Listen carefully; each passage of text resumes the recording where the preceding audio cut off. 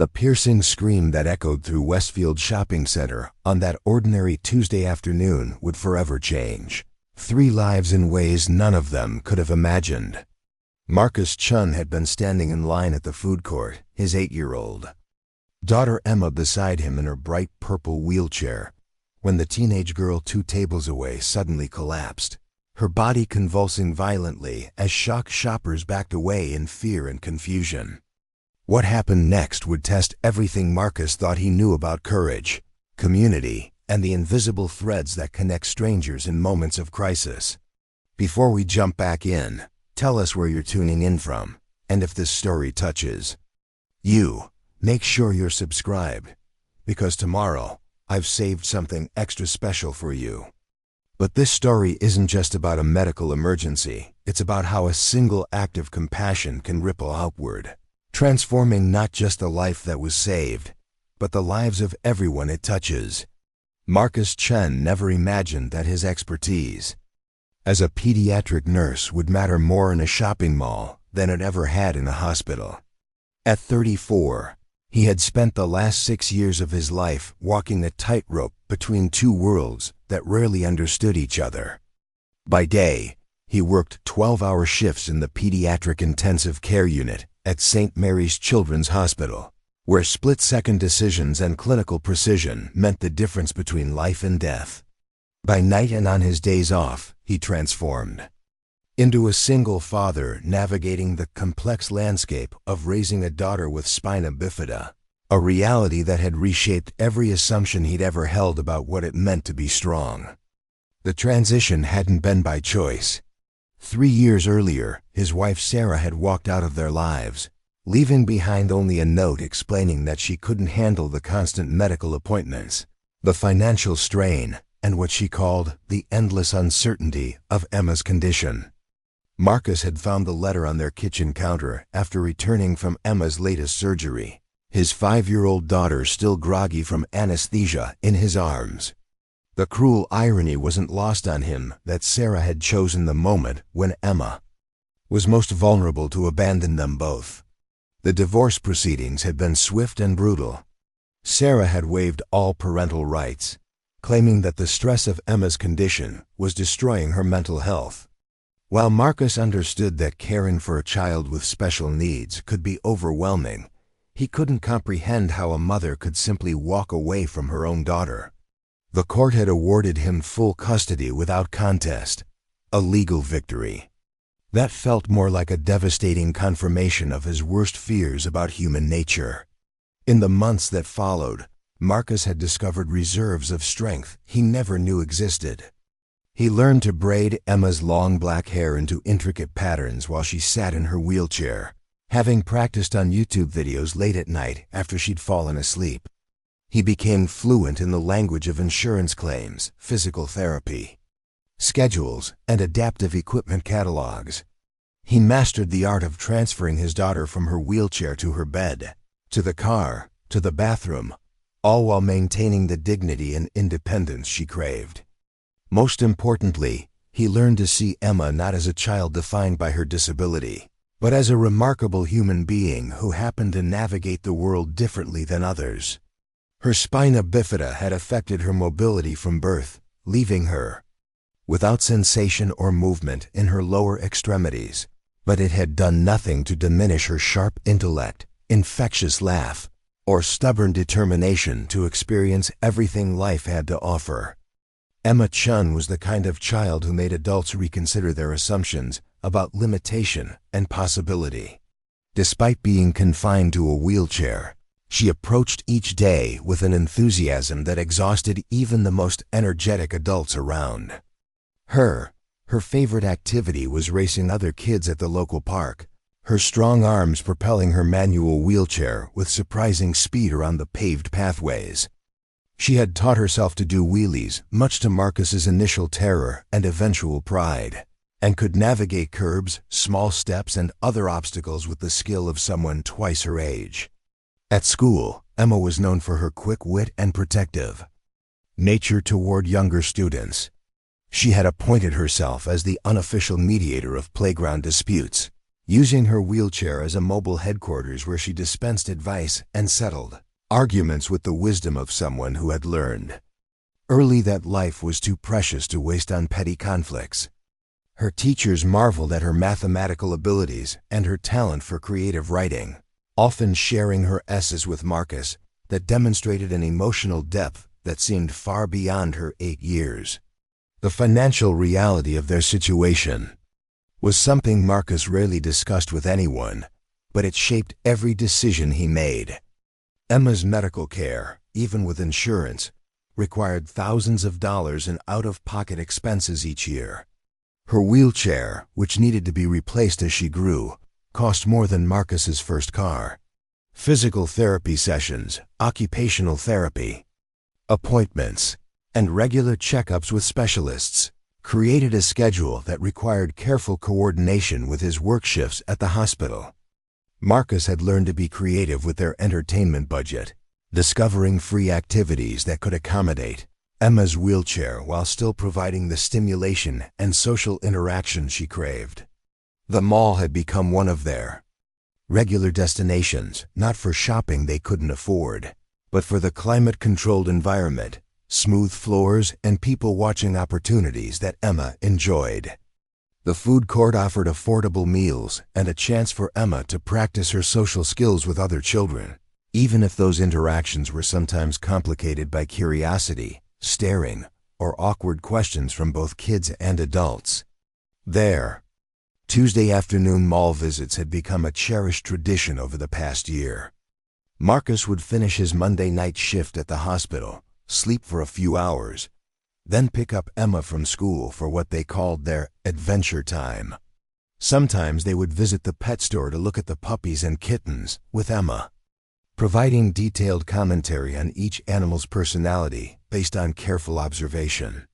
Other times they would sit near the fountain in the center court, where Emma would make up elaborate stories about the people walking by, creating entire fictional lives and dramatic backstories that made Marcus laugh despite his exhaustion.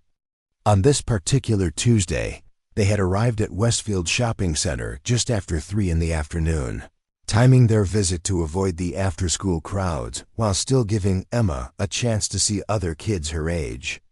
The mall was moderately busy with stay-at-home parents, elderly mall walkers, and the occasional teenager skipping class.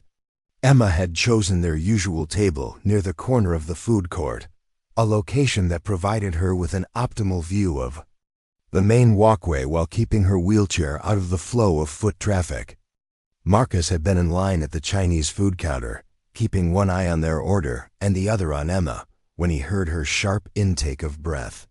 Following her gaze, he saw what had captured her attention, a girl who appeared to be about 16.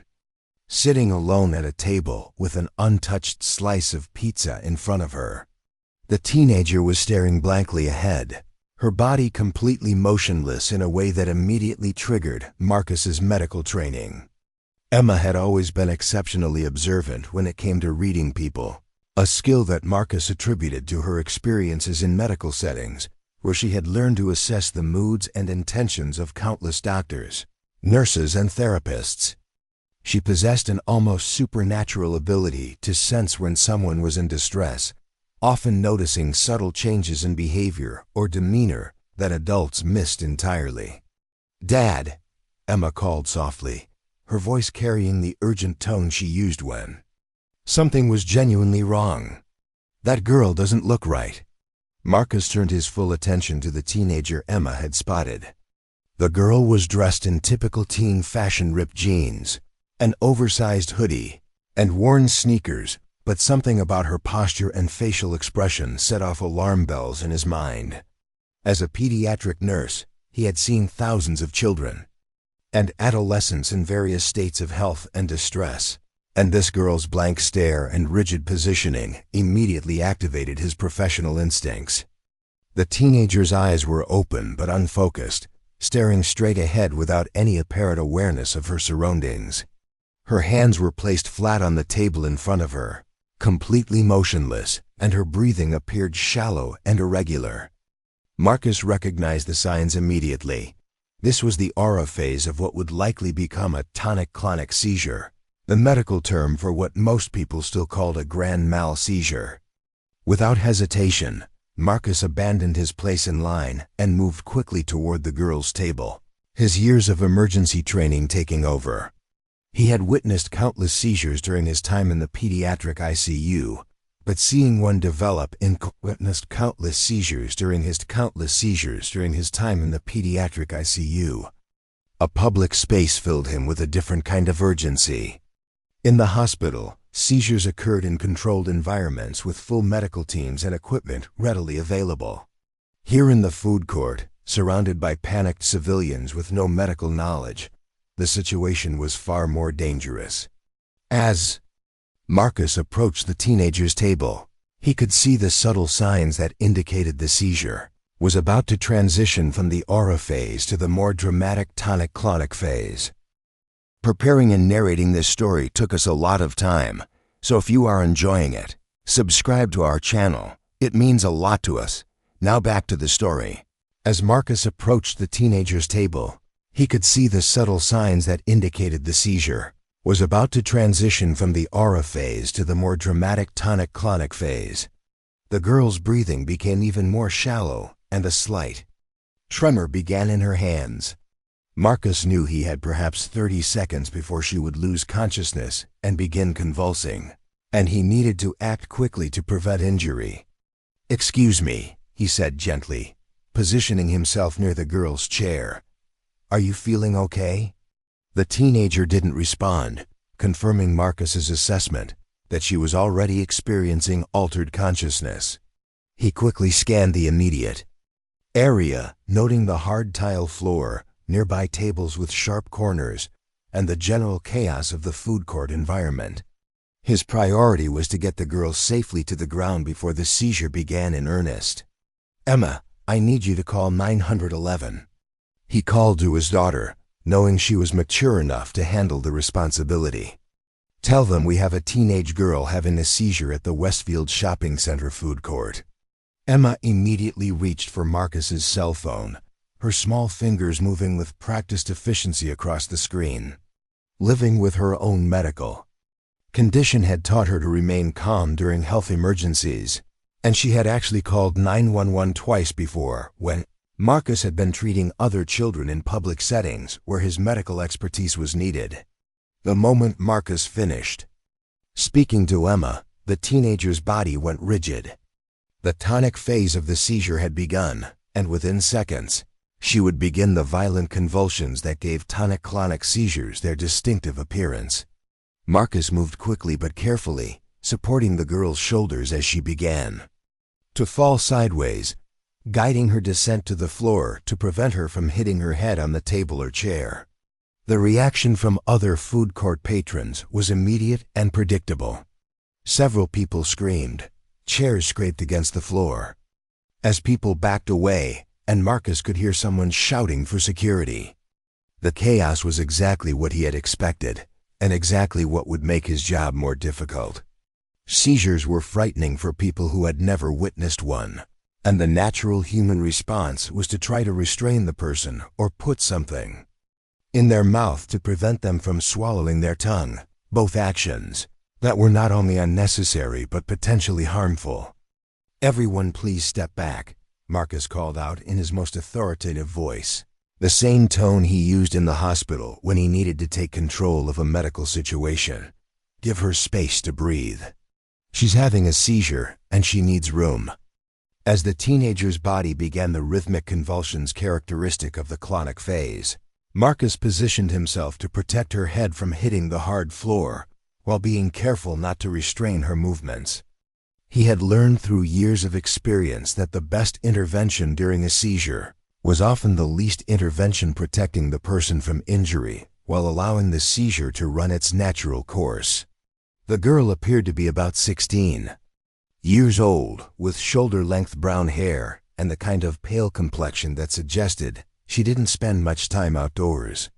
She was thin, almost gaunt, in a way that made Marcus wonder about her overall health status.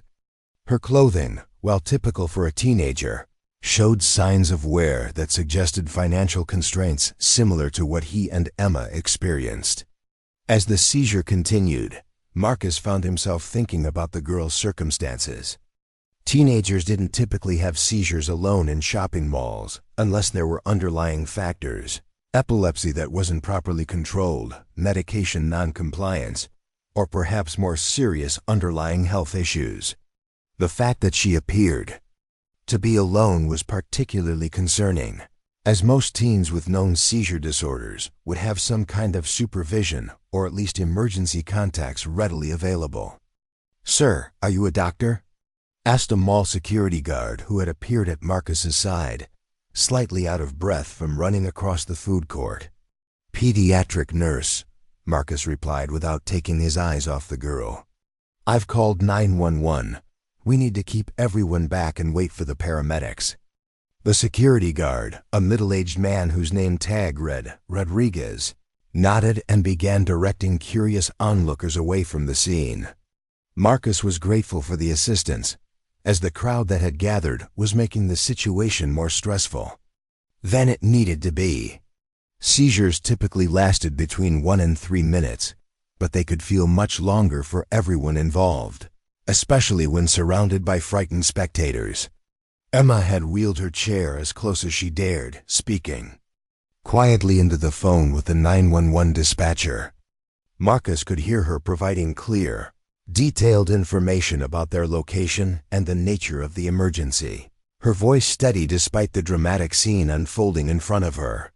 Her composure in the face of medical emergencies was something that never failed to amaze him. Most 8-year-olds would have been crying or hiding, but Emma treated each situation as a puzzle to be solved rather than a crisis to fear. As the girl's convulsions began to slow, indicating that the seizure was entering its final phase, Marcus prepared for what he knew would be the most vulnerable period. The post-ictal phase that followed seizures often left patients confused, disoriented, and sometimes combative as their brains struggled to regain normal function. This period could last anywhere from a few minutes to several hours, depending on the severity of the seizure and the individual's underlying condition. The teenager's movements gradually became less violent, then stopped altogether as she entered the post-ictal state. Her breathing was labored but regular, and Marcus could see that she was beginning to regain consciousness, though she was clearly disoriented and confused. Her eyes opened and closed repeatedly, and she made several attempts to speak that resulted only in unintelligible mumbles. "It's okay," Marcus said softly, positioning himself where she could see him clearly. "You had a seizure, but you're safe now. Help is on the way." The girl's eyes focused on him with obvious confusion, and Marcus could see her trying to process what had happened and where she was. This was always the most frightening part of a seizure for the person experiencing it, waking up in an unfamiliar situation with no memory of how they got there, surrounded by strangers, and feeling physically exhausted and mentally foggy. "My name is Marcus, and I'm a nurse," he continued in the calm, reassuring tone he used with pediatric patients. "You're in the food court at the mall. Do you remember your name?" The teenager's mouth moved, but no sound came out. She appeared to be trying to sit up, a common response as patients regained consciousness and tried to orient themselves to their surroundings.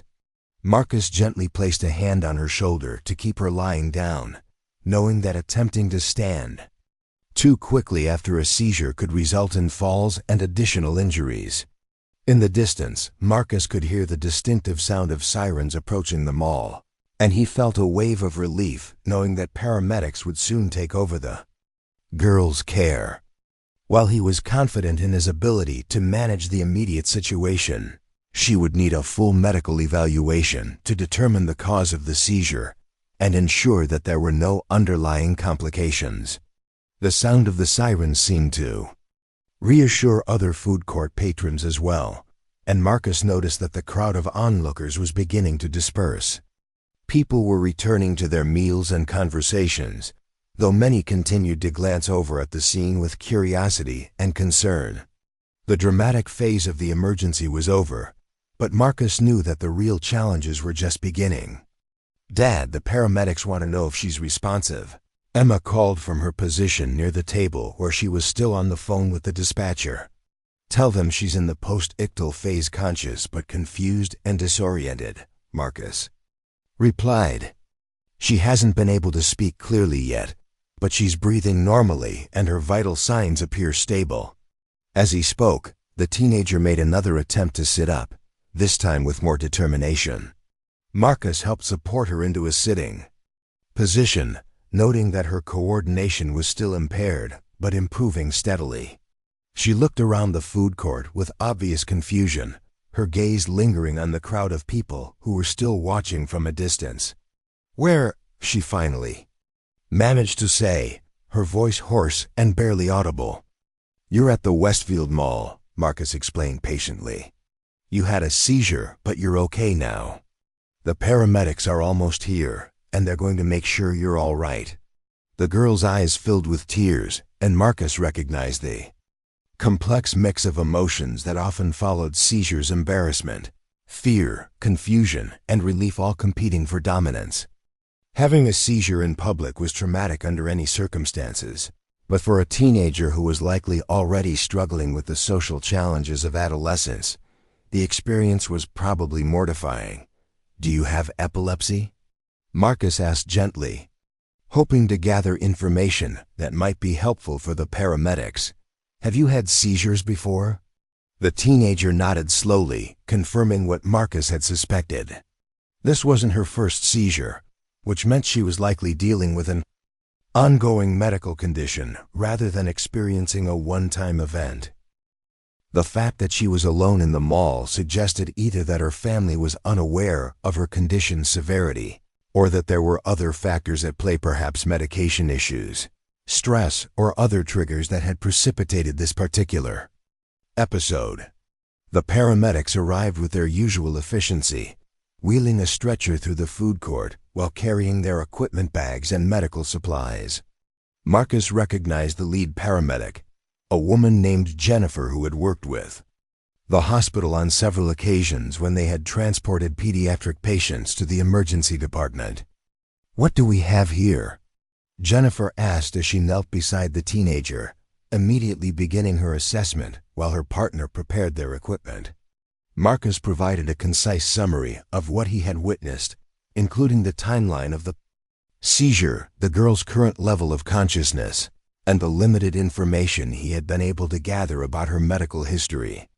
His years of working with emergency medical services had taught him exactly what information paramedics needed to make quick decisions about treatment and transport. As the paramedics took over the girl's care, Marcus stepped back to give them room to work, but he remained close enough to assist if needed. Emma wheeled her chair over to join him, her face showing the mix of fascination and concern that medical emergencies always evoked in her. "Is she going to be okay, Dad?" Emma asked quietly, watching as the paramedics checked the teenager's vital signs and began asking her questions about her medical history. "I think so," Marcus replied honestly. "Seizures can be scary to watch, but most people who have them live normal, healthy lives. She'll probably need to go to the hospital for some tests, just to make sure everything is okay." As if on cue, Jennifer looked up from her patient assessment and addressed Marcus directly. "Thanks for your help," she said. "You probably prevented a serious head injury by getting her to the ground safely. Do you know if anyone is here with her?" Marcus shook his head. "She appeared to be alone when the seizure started. I haven't seen anyone looking for her or asking about her."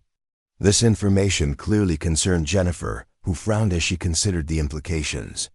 A 16-year-old having a seizure alone in a public place raised several red flags about supervision, medication compliance, and family support systems. The paramedics would need to contact the girl's family before they could transport her to the hospital, unless the situation was life-threatening enough to justify emergency treatment. Without parental consent, "Can you tell us your name, honey?" Jennifer asked the teenager, who was now sitting up on the stretcher and looking more alert, though still obviously shaken by the experience. "Sophia," the girl replied, her voice stronger now but still trembling slightly. "Sophia Martinez." Okay, Sophia. Do you have a phone number for your parents or guardian? We need to let them know what happened and get permission to take you to the hospital. Sophia's expression shifted from confusion to something that looked like fear or anxiety. She glanced around the food court as if looking for someone, then shook her head slowly. My mom is at work, she can't leave. The paramedics exchanged glances, and Marcus recognized the look that passed between them. They had encountered this situation before: teenagers with medical conditions, whose families were unable or unwilling to provide adequate supervision and support. Sometimes it was due to work schedules and financial constraints. Other times it reflected more serious family dysfunction or neglect. What about your dad? Jennifer asked gently. Or another family member who could meet us at the hospital? Sophia's response was barely audible. There's just my mom, and she's going to be really mad about this. The weight of those words settled over everyone within earshot, and Marcus felt his heart break a little for this girl, who had just experienced a frightening medical emergency and was now worried about getting in trouble for something completely beyond her control. He had seen too many pediatric patients whose families treated their medical conditions as inconveniences rather than health issues requiring support and understanding. Emma, who had been listening to the conversation with the intense focus she brought to all medical situations, suddenly spoke up. Excuse me, she said to Jennifer, her voice carrying the polite but determined tone she used when she had something important to say. If Sophia's mom can't come right now, could she ride with us to the hospital? My dad works there, so we could make sure she's not alone. Marcus looked at his daughter with surprise and pride. Emma's suggestion was both compassionate and practical. She had identified a problem and proposed a solution with the kind of empathy that never failed to amaze him. While there might be protocol issues with a stranger accompanying a minor patient, Emma's offer reflected the kind of human kindness that often made the difference between a traumatic experience and a manageable one. Jennifer considered the suggestion. Seriously, that's very kind of you, she said to Emma, then looked at Marcus. Are you willing to accompany her to the hospital and stay until her mother can get there? Marcus didn't hesitate. Of course. I was planning to take Emma to dinner after this anyway, and the hospital cafeteria is probably more affordable than the mall food court. His attempt at humor earned him a small smile from Sophia, who seemed relieved by the prospect of not being alone during what was clearly a stressful and frightening situation. Marcus recognized something in her expression that reminded him of Emma during her early medical procedures. The paid vulnerability of a young person trying to be brave in circumstances that would challenge most adults. As the paramedics prepared to transport Sophia to the hospital, Marcus gathered their belongings and helped Emma back into her winter coat. Their simple afternoon outing had taken an unexpected turn, but he felt no regret about the change in plans. This was exactly the kind of situation where his medical training and Emma's remarkable empathy could make a real difference in someone's life. The mall security guard, Rodriguez, approached them as they prepared to leave. That was really something. What you did, he said to Marcus. Most people would have just called 911 and waited for someone else to handle it. Marcus shrugged off the compliment. It's just training. Anyone in my position would have done the same thing. But even as he said it, Marcus knew that wasn't entirely true. He had responded not just as a medical professional, but as a father who understood what it meant to navigate health challenges with inadequate support systems. He had seen too many families struggling with medical conditions they couldn't afford to treat properly, too many children whose parents were overwhelmed by circumstances beyond their control. As they followed the paramedics toward the mall exit, Emma reached out to take Marcus's hand, a gesture she usually reserved for particularly emotional moments. Dad, she said quietly, I'm glad we were here today. Marcus squeezed her hand gently, understanding exactly what she meant. Sometimes life presented opportunities to help others in ways that went far beyond professional obligations or social expectations. Sometimes being in the right place at the right time was less about coincidence and more about recognizing that everyone was fighting battles that others couldn't see. The afternoon sun was bright as they emerged from the mall, and Marcus could see the ambulance waiting in the emergency lane near the main entrance. Sophia was already secured on the stretcher. Inside, looking small and vulnerable despite her 16 years, Jennifer waved them over, indicating that they could ride along as planned. As Marcus helped Emma transfer from her wheelchair to the ambulance's special seating area, he reflected on how quickly their ordinary Tuesday had transformed into something significant. He had no idea what challenges lay ahead for Sophia, what family dynamics they were about to encounter, or how this experience would affect any of them in the long term. What he did know was that this was exactly the kind of moment that reminded him why he had chosen medicine as a profession and parenthood as his primary identity. Sometimes the most important healing happened not in sterile hospital rooms with advanced equipment, but in food courts and ambulances and wherever human beings chose to show up for each other in moments of crisis. The ambulance doors closed behind them, and as they began the short journey to St. Mary's Children's Hospital, Marcus looked at his daughter and the scared teenager they had just met, knowing that their lives had intersected for reasons that would probably become clear only in retrospect. For now it was enough to be present, to offer support, and to trust that small acts of kindness could have far-reaching consequences that none of them could possibly predict. The fluorescent lights of St. Mary's Children's Hospital Emergency Department hummed overhead as Marcus guided Emma's wheelchair through the familiar corridors he walked every day as part of his job. The irony of arriving at his workplace as a visitor rather than an employee wasn't lost on him, but his focus remained entirely on Sophia, who had grown increasingly quiet during the ambulance ride. Dr. Patricia Valdez emerged from examination.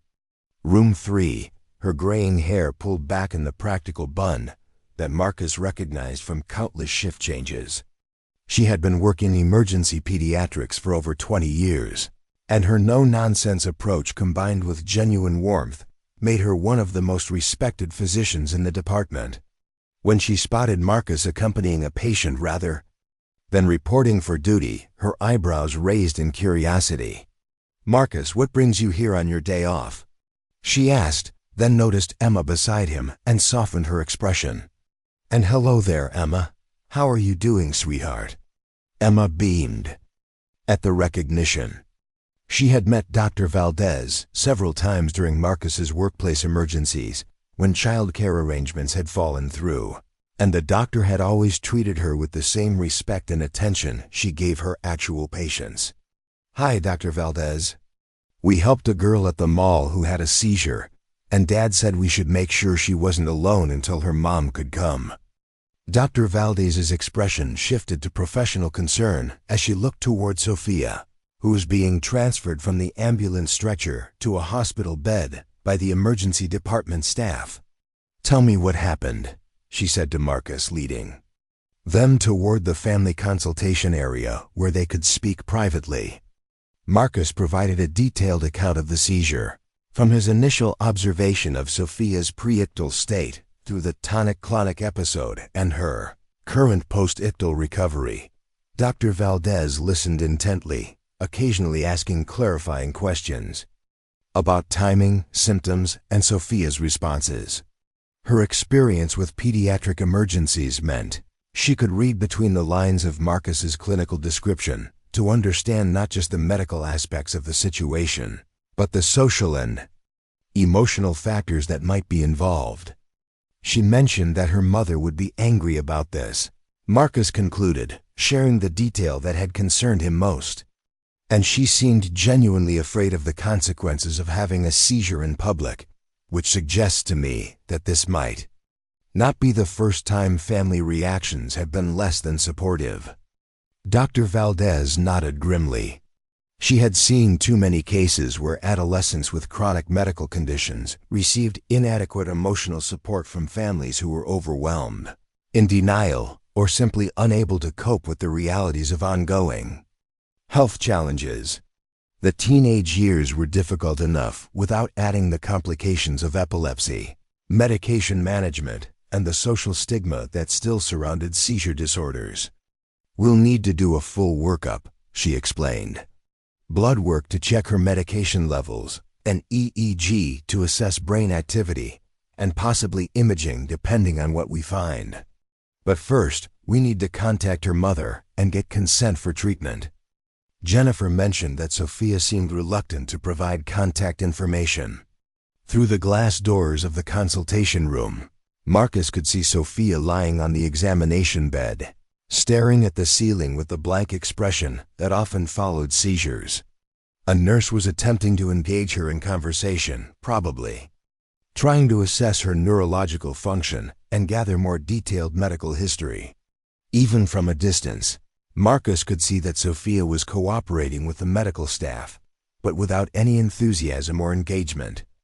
Emma had been following the adult conversation with the intense focus she brought to all medical discussions, and now she looked up at Dr. Valdez with a question that demonstrated her growing understanding of healthcare complexities. "Dr. Valdez, if Sophia's mom is mean to her about having seizures, can she still make decisions about Sophia's medical care? Because that doesn't seem very fair." The question was both innocent and sophisticated, reflecting Emma's unique perspective as a child who had experienced extensive medical care while also possessing an 8-year-old's clear sense of justice and fairness. Dr. Valdez smiled at the directness of the inquiry while recognizing the serious implications behind it. "That's a very good question, Emma," she replied thoughtfully. "Parents have the legal right to make medical decisions for their children, even when those decisions might not seem fair to us.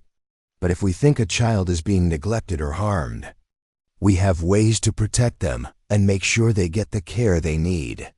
Marcus appreciated Dr. Valdez's honest but age-appropriate explanation. Emma's question had highlighted one of the most challenging aspects of pediatric medicine: navigating situations where parental authority conflicted with a child's best interests. He had encountered this dilemma countless times in his nursing career, and it never became easier to handle. A commotion in the hallway interrupted their conversation.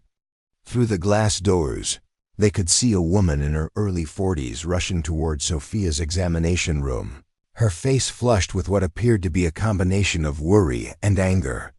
She wore the uniform of a local fast food restaurant, suggesting she had left work abruptly to respond to the hospital's call. "That must be her mother," Dr. Valdez observed, rising from her chair. "I should introduce myself and get her consent for treatment.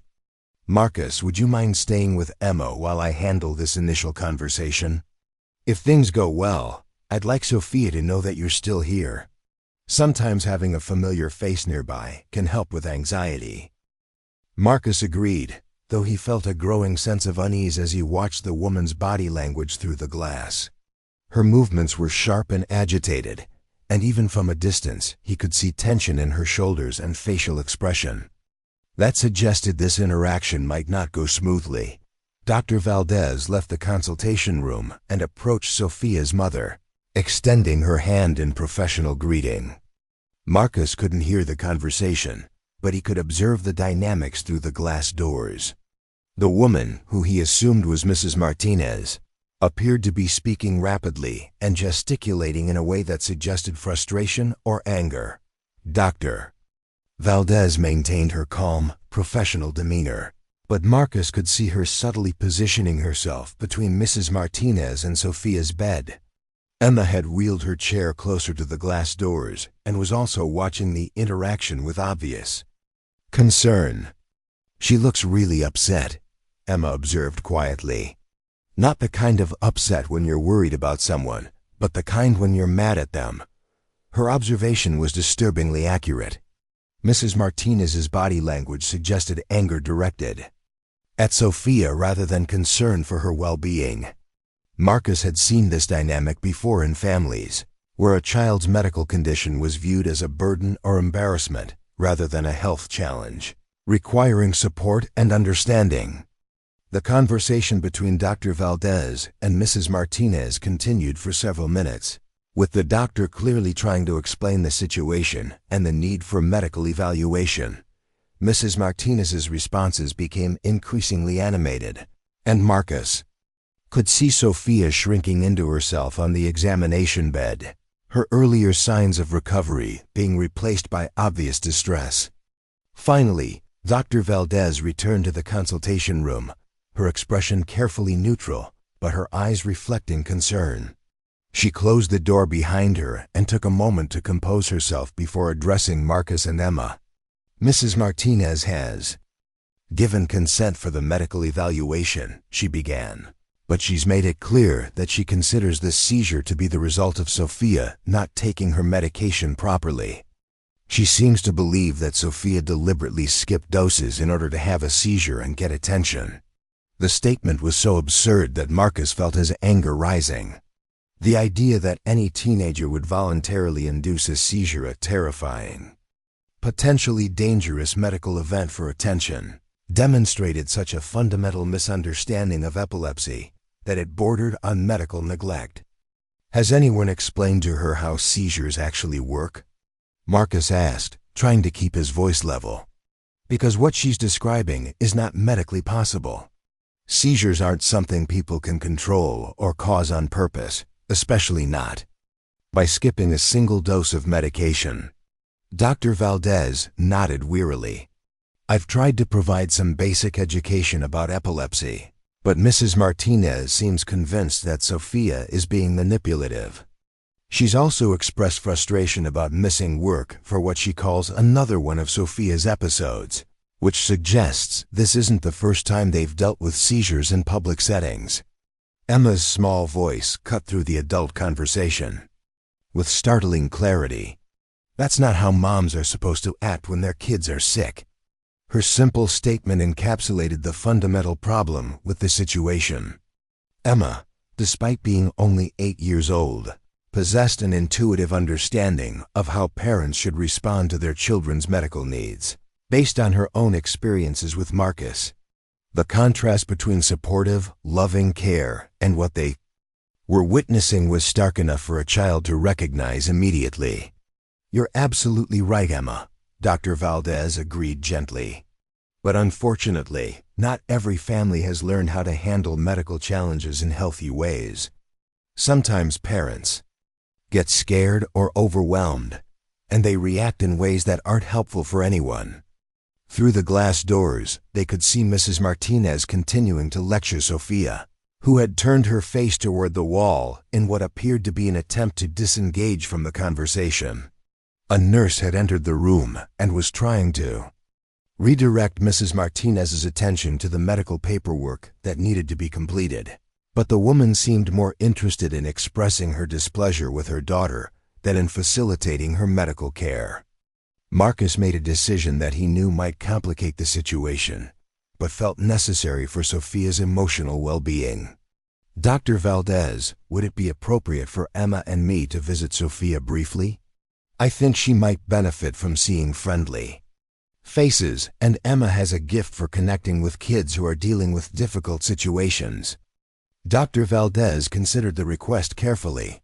While it was unusual for non-family members to visit patients in the emergency department, the circumstances were exceptional, and she had witnessed Emma's remarkable ability to provide comfort to other young patients during previous encounters at the hospital. "Let me check with Mrs. Martinez first," she decided. "If she agrees, I think it would be helpful for Sophia to know that the people who helped her are still concerned about her well-being." Dr. Valdez returned to Sophia's room and engaged Mrs. Martinez in another conversation, this time gesturing toward the consultation room where Marcus and Emma waited. Marcus could see the woman's expression shift from anger to confusion as Dr. Valdez explained who they were and why they wanted to visit.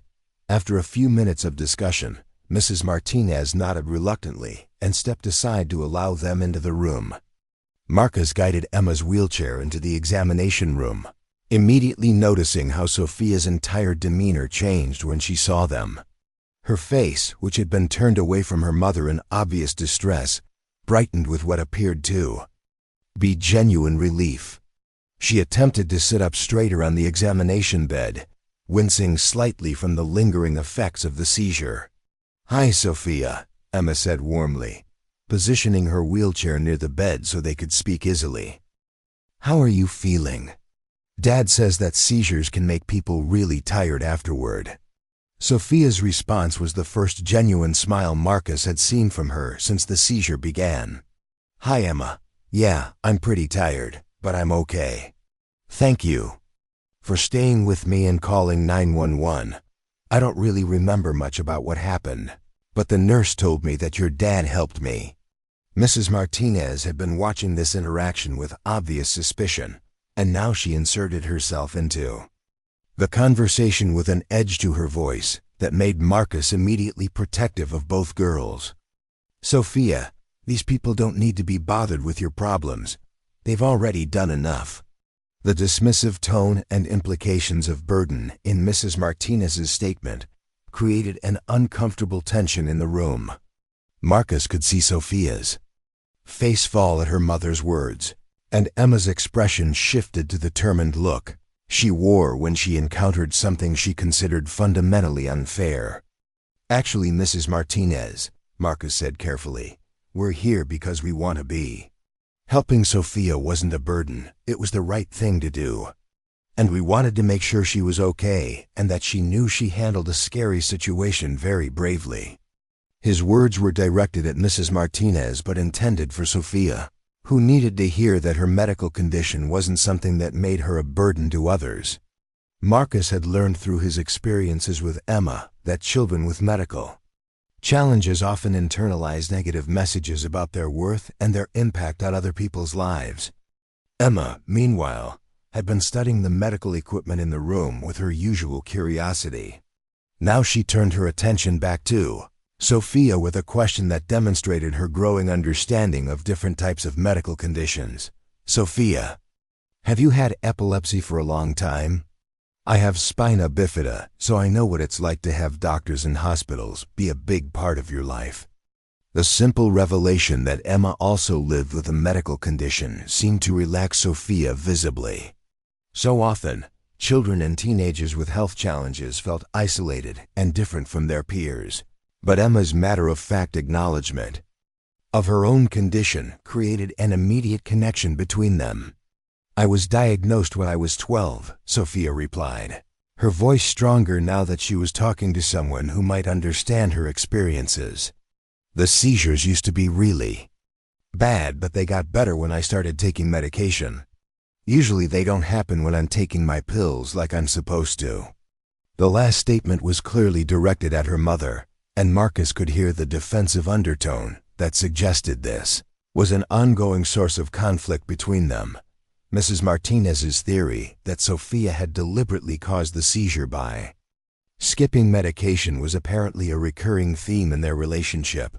Dr. Valdez re-entered the room, carrying a tablet computer and wearing the focused expression that indicated she was ready to begin the formal medical evaluation.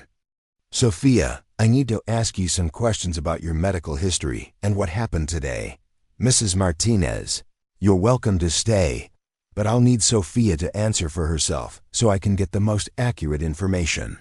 The doctor's polite but firm establishment of boundaries was clearly intended to prevent Mrs. Martinez from answering questions on Sophia's behalf or interrupting her responses. Marcus recognized the technique from his own nursing practice. Sometimes protecting a patient's ability to communicate meant temporarily limiting family involvement. "Sophia, can you tell me about your medication routine?" Dr. Valdez began. "What medications do you take, when do you take them, and when was your last dose?" Sophia's answer was immediate and detailed, suggesting she was conscientious about her medication management. "I take Keppra twice a day, morning and evening. I took my morning dose at 7:30 today before school, and I was planning to take my evening dose when I got home from the mall."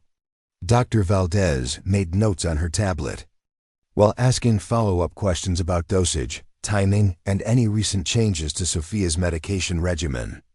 Her questions were thorough but gentle, designed to gather necessary medical information without making Sophia feel interrogated or judged. "Have you been feeling stressed or unusually tired lately?" Dr. Valdez continued. "Sometimes seizures can be triggered by changes in sleep patterns, stress levels, or other factors, even when medication compliance is good." Sophia hesitated before answering, glancing nervously at her mother before responding. "School has been pretty stressful lately. I've been staying up late studying for finals, and I've been skipping lunch sometimes because—" She trailed off, looking uncomfortable. "Because why, sweetheart?" Dr. Valdez prompted gently. "Because some kids at school know about my epilepsy, and they make comments about it during lunch. It's easier to just avoid the cafeteria." The admission revealed several concerning factors that could have contributed to the seizure: academic stress, sleep deprivation, and nutritional issues related to social anxiety about her medical condition.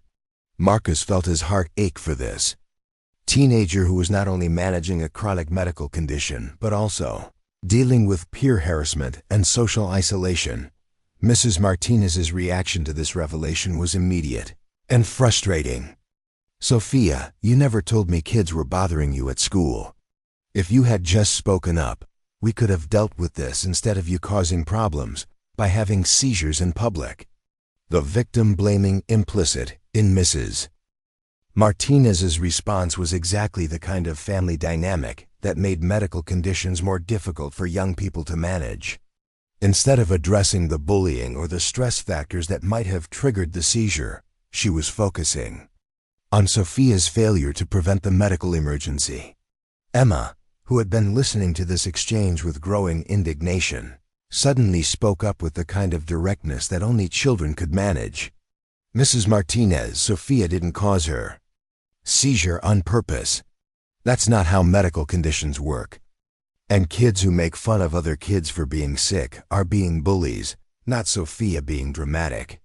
The room fell silent as everyone processed Emma's blunt but accurate assessment of the situation. Marcus felt simultaneously proud of his daughter's advocacy and concerned about how Mrs. Martinez would react to being corrected by an 8-year-old. Dr. Valdez smoothly intervened before Mrs. Martinez could respond. "Emma is absolutely right about seizures not being something people can control, Mrs. Martinez. I think it would be helpful for our family services coordinator to provide you with some updated information about epilepsy and stress management. There are also support groups for families dealing with seizure disorders that might be beneficial." The suggestion of family services and support groups clearly made Mrs. Martinez defensive, but Dr. Valdez's professional authority made it difficult for her to refuse the resources outright. Marcus could see her struggling between her desire to maintain control over the situation and her recognition that she might be out of her depth when it came to understanding her daughter's medical needs.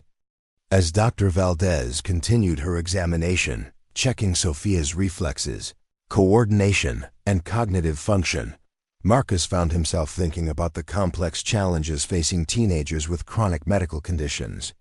Sophia was dealing not only with the physical aspects of epilepsy, but also with family stress, social stigma, academic pressure, and the normal developmental challenges of adolescence. Emma had moved her wheelchair closer to Sophia's bed and was quietly describing some of her own experiences with medical equipment and hospital procedures, clearly trying to normalize the current situation and provide emotional support. Marcus watched his daughter's natural empathy in action and felt grateful that her own medical experiences had taught her to be a source of comfort rather than judgment for other children facing health challenges. The blood work results came back indicating that Sophia's medication levels were within normal therapeutic ranges, confirming that medication non-compliance had not triggered the seizure. Dr. Valdez shared this information with both Sophia and Mrs. Martinez, emphasizing that the seizure was likely the result of multiple stress factors rather than any failure on Sophia's part to manage her condition properly. "So what happens now?" Mrs. Martinez asked, her tone suggesting impatience to conclude the medical evaluation and return to their normal routine. Dr. Valdez explained that they would need to monitor Sophia for a few more hours to ensure she had fully recovered from the seizure, and that they would schedule a follow-up appointment with her neurologist to review her treatment plan. She also provided educational materials about epilepsy management and stress reduction techniques that might help prevent future seizures. As the medical aspects of the situation stabilized, Marcus realized that the afternoon had evolved into something more significant than a simple emergency response. The connections formed between Emma and Sophia, the insights gained into family dynamics, and the opportunity to provide support during a vulnerable moment had created relationships that felt meaningful and potentially lasting. "Sophia," Emma said as the medical team prepared to move her to an observation room, "would you like to be friends? I mean, real friends, not just hospital friends. Maybe we could hang out sometime when you're feeling better." The question was asked with Emma's characteristic directness, but Marcus could see the hope and vulnerability behind it. Despite her remarkable maturity and social skills, Emma often struggled to form friendships with peers who didn't understand her medical condition or who treated her differently because of her wheelchair. Sophia's face lit up with genuine pleasure at the invitation. "I would really like that, Emma. It would be nice to have a friend who understands about medical stuff and doesn't think it's weird or scary." Mrs. Martinez watched this exchange with an expression that Marcus couldn't quite interpret. He hoped she was beginning to recognize that her daughter's medical condition didn't have to be a source of isolation and shame, but could instead be an opportunity for connection with others who shared similar experiences. As they prepared to leave the emergency department, Dr. Valdez approached Marcus with a request that he hadn't expected. "Marcus, I know this is your day off, but would you consider staying in touch with Sophia and her family? Mrs. Martinez might benefit from talking to another parent who has experience managing a child's chronic medical condition, and Sophia clearly responds well to both you and Emma." The suggestion made sense from a medical and social perspective, but Marcus knew it would require careful consideration. Getting involved in another family's medical and emotional challenges would be a significant commitment, and he needed to consider the impact on his own family's routine and Emma's needs. "Can I think about it and get back to you?" Marcus asked. "I'd like to discuss it with Emma and make sure we can provide the kind of support that would actually be helpful, rather than just adding another obligation to everyone's schedule." Dr. Valdez nodded approvingly. "Of course, take your time. But I think you've already demonstrated the kind of support that can make a real difference in how families cope with medical challenges." As they finally left the hospital and headed toward their car, Emma was unusually quiet, processing the afternoon's events with her typical thoroughness. Finally, she looked up at Marcus with a question that demonstrated her growing understanding of adult complexities. "Dad, why was Sophia's mom so mean to her about having a seizure? I mean, I know you sometimes get worried when I have medical problems, but you never act like it's my fault." The question highlighted the fundamental difference between supportive and unsupportive responses to childhood medical conditions. Marcus had learned through necessity to view Emma's spina bifida as a management challenge rather than a personal failing, but he recognized that not all parents develop this perspective naturally. "Some people handle scary things by getting angry instead of getting supportive," Marcus explained carefully. "Mrs. Martinez probably gets frightened when Sophia has seizures, but instead of admitting she's scared, she blames Sophia for causing the problem. It's not fair, but it's how some people cope with situations they don't know how to control." Emma considered this explanation while Marcus helped her transfer from her wheelchair to the car seat. "Do you think we could help them learn how to be less scared and more helpful?" she asked. "Because Sophia seems really nice, and it's not her fault that her brain has seizures sometimes." The question crystallized Marcus's thinking about Dr. Valdez's suggestion. If they could provide support and modeling for healthier family dynamics around medical conditions, the impact on Sophia's well-being could be significant. Emma had already demonstrated her ability to connect with Sophia and provide the kind of peer support that was often more valuable than adult intervention. "What do you think, Emma?" Marcus asked as he started the car. "Would you like to try?" To help Sophia and her mom learn how to handle medical challenges more like we do in our family? Emma's response was immediate and enthusiastic. "Yes, I think Sophia needs friends who understand about medical stuff, and maybe her mom needs to meet parents who know that kids don't get sick on purpose." As they drove home through the familiar streets of their neighborhood, Marcus reflected on how their simple afternoon at the mall had evolved into an opportunity for service and connection that aligned perfectly with both his professional values and Emma's natural compassion. Sometimes the most meaningful relationships began in moments of crisis, when people had the opportunity to show up for each other in ways that revealed their true character. 3 weeks after the mall incident, Marcus received a phone call that would test everything he thought he understood about helping others. It was 6:47 a.m. on a Saturday morning, and he was preparing breakfast for Emma when his phone rang with an unknown number. His first instinct was to ignore it, but something compelled him to answer. "Mr. Chen?" The voice was young, trembling, and familiar. "This is Sophia Martinez. I'm sorry to call so early, but I didn't know who else to contact." Marcus immediately set down the coffee mug he'd been holding and focused entirely on the call. Sophia's voice carried a quality of desperation that activated every protective instinct he possessed.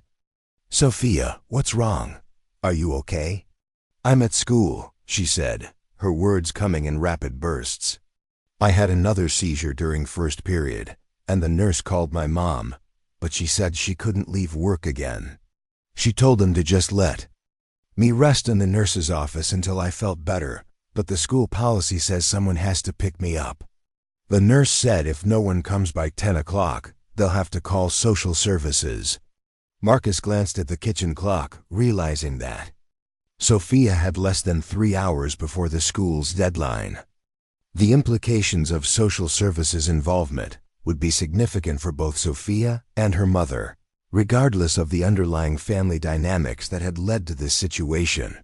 "Where's your school, Sophia?" Marcus asked, already mentally rearranging his Saturday plans. "I can come get you if you'd like me to." The relief in Sophia's voice was palpable. "It's Washington High School on Maple Street." "But Mr. Chen, I don't want to get my mom in trouble. She's not a bad person, she just doesn't understand about the seizures. And she's scared of losing her job if she keeps missing work." Her defense of her mother, despite Mrs. Martinez's obvious neglect, demonstrated the kind of loyalty that often complicated child welfare situations. Sophia was protecting the parent who should have been protecting her, a dynamic that Marcus recognized from his nursing experience with pediatric patients from difficult family situations. "Don't worry about getting anyone in trouble," Marcus assured her. "Right now, let's just focus on getting you safely home. I'll be there in about 20 minutes. After ending the call, Marcus quickly explained the situation to Emma, who immediately insisted on accompanying him to pick up Sophia. Her reasoning was characteristically practical. Sophia would probably feel more comfortable seeing a familiar, friendly face, and Emma wanted to make sure their new friend was really okay. The drive to Washington High School gave Marcus time to consider the complexity of the situation he was entering.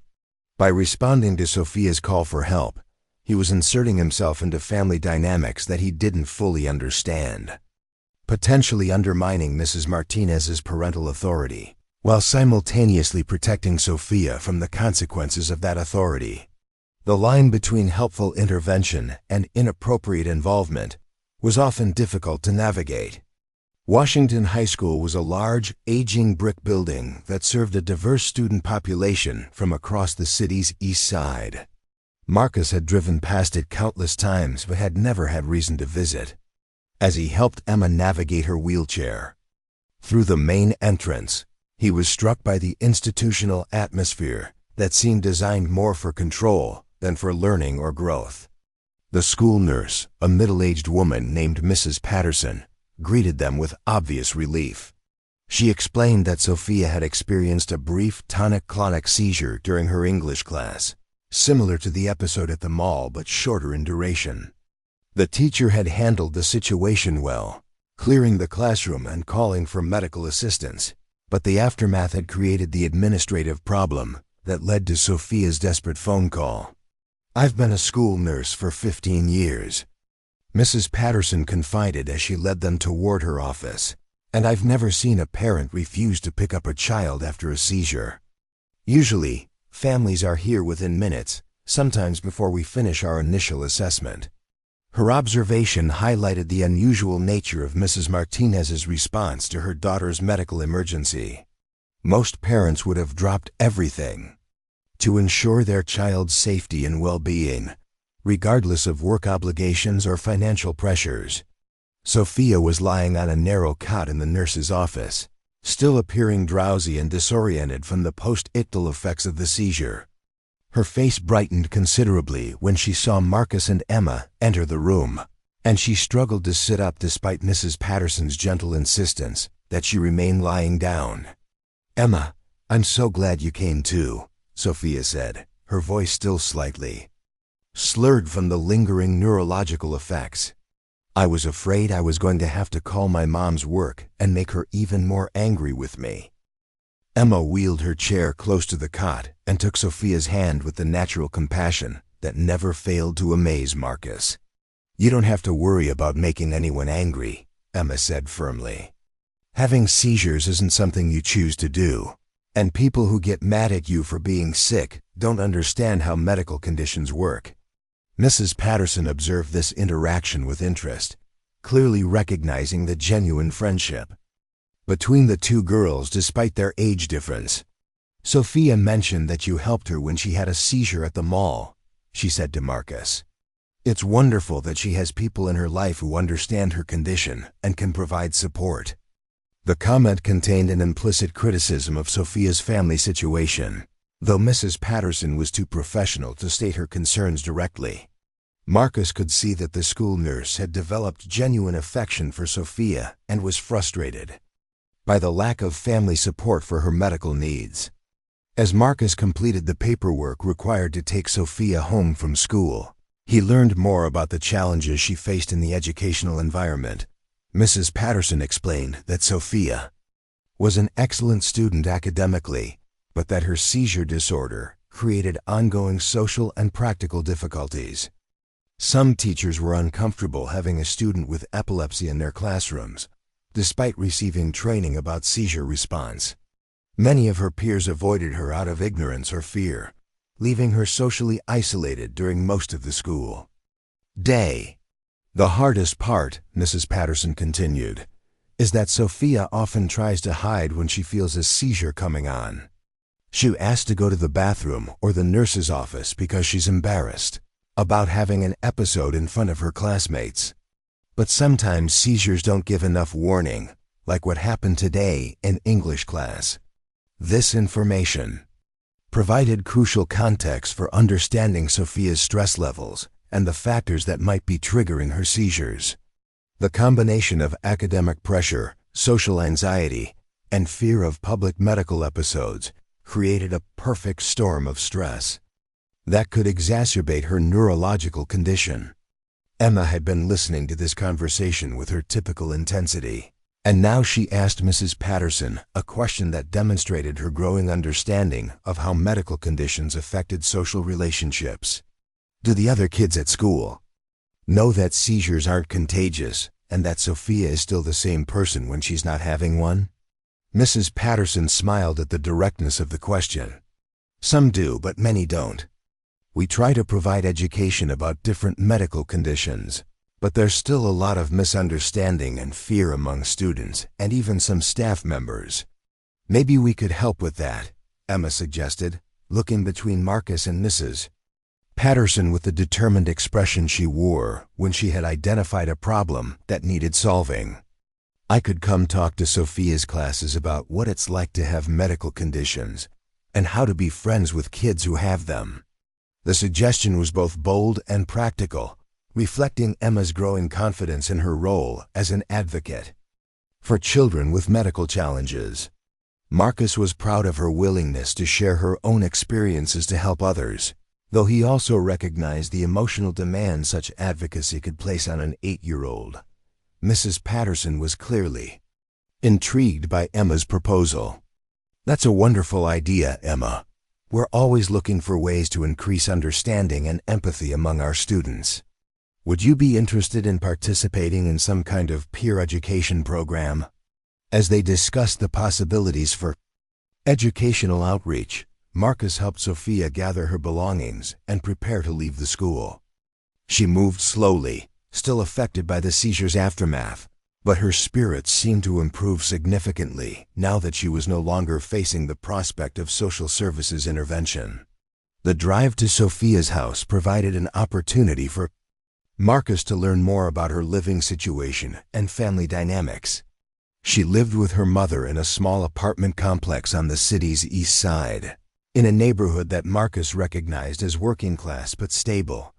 Mrs. Martinez worked as a shift supervisor at a fast food restaurant, a job that provided basic health insurance but little flexibility for family emergencies. "My mom really isn't a bad person," Sophia reiterated as they drove through her neighborhood. "She just gets scared when I have seizures, and she doesn't know what to do. She's been working really hard since my dad left, and she's afraid that if she keeps missing work for my medical stuff, she'll lose her job and we won't be able to afford our apartment." Her explanation provided important context for understanding Mrs. Martinez's seemingly callous response to her daughter's medical emergencies. Financial insecurity often forced parents to make impossible choices between their children's immediate needs and their family's long-term survival. While Mrs. Martinez's approach was problematic, her fears about job security were likely grounded in real economic constraints. Emma, who had been listening thoughtfully to this explanation, asked Sophia a question that got to the heart of the family's challenges.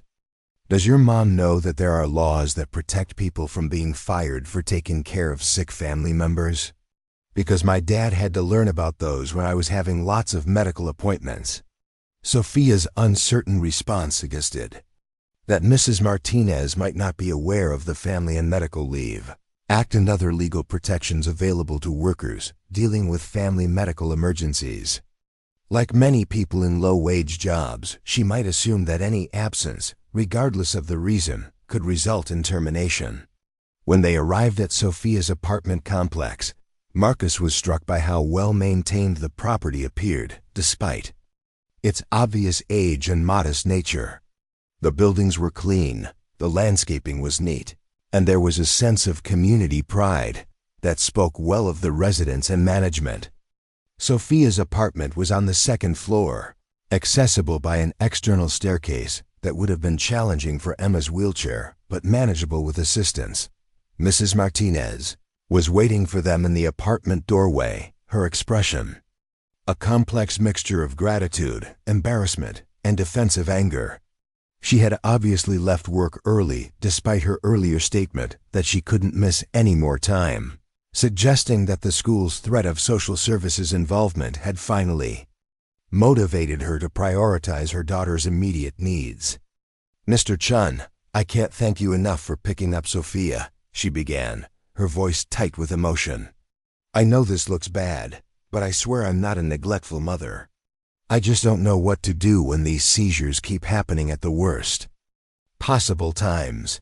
Marcus could hear the genuine distress in her voice and recognized that Mrs. Martinez was struggling with circumstances that felt beyond her control.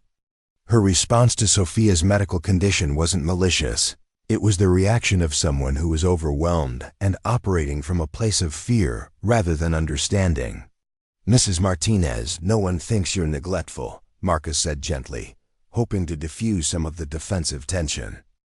"Dealing with a child's medical condition is challenging under the best circumstances, and it sounds like you're managing a lot of stress right now." His non-judgmental response seemed to surprise Mrs. Martinez, who had clearly been prepared for criticism or lectures about parental responsibility. Instead of attacking or defending, Marcus had acknowledged the legitimate difficulty she was facing while creating space for more productive conversation. Emma had been observing this interaction with her characteristic perceptiveness, and now she spoke up with a suggestion that demonstrated her growing understanding of how to address complex problems practically. "Mrs. Martinez, maybe you could talk to my dad about how to handle seizures without them being so scary. When I first started having lots of medical problems, Dad was really worried too, but then he learned more about them and felt better." The comparison between Mrs. Martinez's situation and Marcus's early experiences as a parent managing Emma's medical needs was insightful and potentially helpful. Emma had identified that fear and lack of understanding, rather than lack of caring, were at the root of Mrs. Martinez's problematic responses to Sophia's seizures. Mrs. Martinez looked between Emma and Marcus, with an expression that suggested she was considering this perspective for the first time. "Is that true?" she asked Marcus. "Were you scared when Emma first started having medical problems?" Marcus nodded honestly. "Terrified. I remember the first time Emma had to be hospitalized for surgery. I barely slept for 3 days because I was so worried about everything that could go wrong. But I learned that being scared didn't help either of us. Learning about her condition and how to manage it was much more useful than worrying about it." This admission seemed to create a connection between Marcus and Mrs. Martinez that hadn't existed before. By acknowledging his own initial fears and learning process, he had normalized her current struggles while also suggesting that there were more effective ways to handle medical challenges.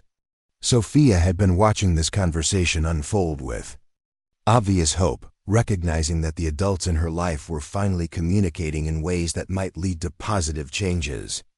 "Mom, Mr. Chen is a nurse at the Children's Hospital," she said. "Maybe he could help us understand more about epilepsy and what to do when I have seizures." Mrs. Martinez considered this suggestion carefully, and Marcus could see her weighing her pride against her genuine desire to help her daughter. "Would you be willing to do that?" she asked finally. "I mean, I know you have your own family to take care of, but if you could help me understand what I should be doing differently." The request represented a significant shift in Mrs. Martinez's approach to her daughter's medical condition. Instead of viewing seizures as problems that Sophia caused, she was beginning to see them as challenges that the family could learn to manage more effectively with proper education and support. Marcus agreed to provide information and support, but he also recognized that sustainable change would require more than just his individual efforts. Mrs. Martinez would benefit from connecting with other parents who had experience managing children's chronic medical conditions, and Sophia would need ongoing peer support to address the social challenges she faced at school. Over the following weeks, Marcus found himself increasingly involved in supporting both Sophia and her mother as they worked to develop healthier approaches to managing epilepsy. He provided Mrs. Martinez with educational materials about seizure disorders, helped her understand her legal rights regarding work absences for family medical emergencies, and connected her with support groups for parents of children with neurological conditions. The transformation in family dynamics was gradual but significant. Mrs. Martinez began accompanying Sophia to medical appointments instead of sending her alone, asking informed questions about treatment options and seizure management strategies. She also started communicating with Sophia's school more proactively, working with teachers and administrators to develop appropriate accommodations and emergency response plans. Emma's friendship with Sophia deepened as well, providing both girls with the kind of peer support that was often more valuable than adult intervention. They talked regularly about the challenges of living with medical conditions, sharing strategies for dealing with curious questions, insensitive comments, and the practical difficulties of navigating environments that weren't always designed for people with disabilities or chronic illnesses. The peer education program that Emma had suggested at Washington High School became a reality, with both girls participating in presentations to Sophia's classmates about epilepsy, spina bifida, and the importance of treating all students with dignity and respect, regardless of their medical conditions. The program was so successful that other schools in the district requested similar presentations, creating opportunities for Emma and Sophia to advocate for broader understanding and acceptance of childhood medical differences. However, not all of the changes were smooth or immediate. Mrs. Martinez struggled with ingrained patterns of thinking about her daughter's condition, sometimes reverting to frustration and blame when seizures disrupted their routines or created new challenges. Sophia continued to experience social difficulties at school, despite the educational efforts, and the stress of adolescence combined with her medical condition created ongoing complications. The breakthrough moment came during what initially appeared to be a serious setback. Sophia experienced a series of seizures over 3 consecutive days, a pattern that was unusual for her and concerning to her medical team. Mrs. Martinez's initial response was to blame Sophia for not managing her medication properly, but this time, instead of accepting that blame, Sophia advocated for herself. "Mom, I've been taking my medication exactly like I'm supposed to," Sophia said firmly during a family meeting that Marcus had facilitated. "Dr. Peterson said that seizures can increase during times of stress, and I've been really worried about the history test next week and the presentation I have to give in English class. Maybe instead of blaming me for having seizures, we could work together to figure out how to reduce my stress levels."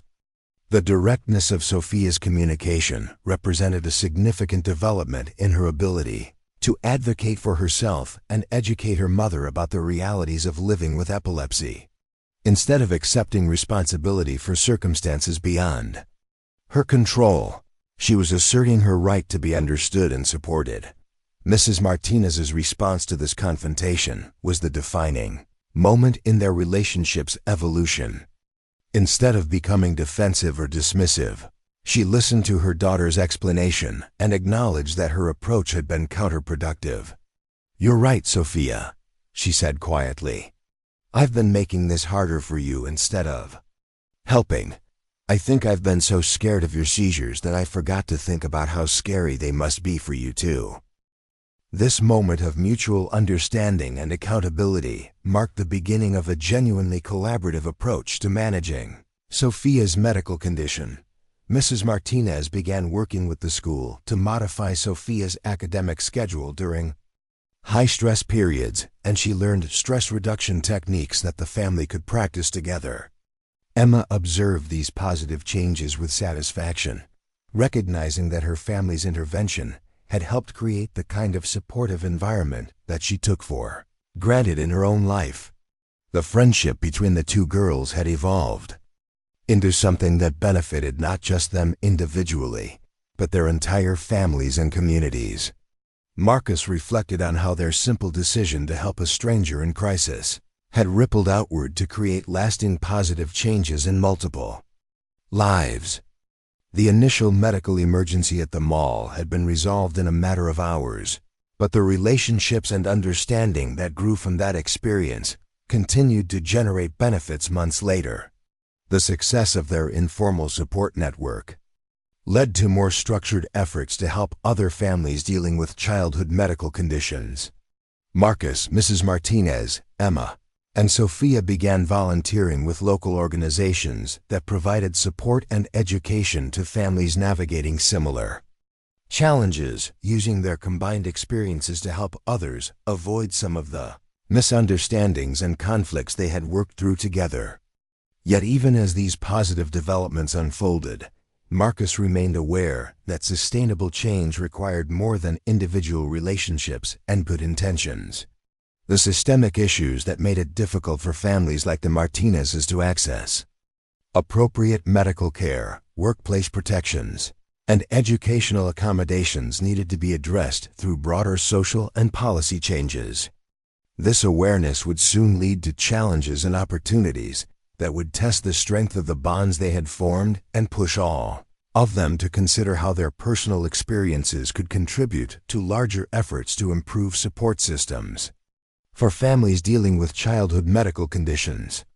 The foundation they had built through crisis and mutual support was about to face its most significant test, one that would determine whether their individual success could translate into meaningful change for others facing similar struggles. The crisis that would test everything they had built together began with what seemed like a routine appointment. Marcus was sitting in the waiting room of Children's Hospital while Emma underwent her quarterly orthopedic evaluation when his phone buzzed with an urgent text from Sophia. "Need to talk ASAP. Something terrible happened with the support group." The message sent a chill through Marcus because he knew how much the family support group had come to mean to both Sophia and Mrs. Martinez.